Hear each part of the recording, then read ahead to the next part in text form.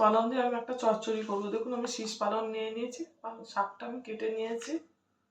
এর সঙ্গে দেখুন গোটা কড়াইশুঁটি নিয়ে নিয়েছি, সিম আর আলু কেটে নিয়েছি। শাকটা করার জন্য আমি আদা, মৌরি আর কাঁচা লঙ্কা নিয়েছি, এটা মিক্সিতে বেটে নেবো। কড়াটা আমার গরম হয়ে গেছে, আমি একটু তেল দিয়ে দেবো।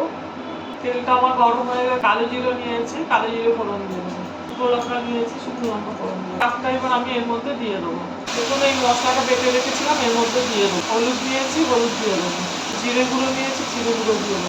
নুন নিয়েছি, নুন দিয়ে দেবো। এবার আমি একটু কষে নেবো সবজিটা। এবার আমি একটু চিনি দিয়ে দেবো। নিয়েছি, জল দিয়ে দেবো,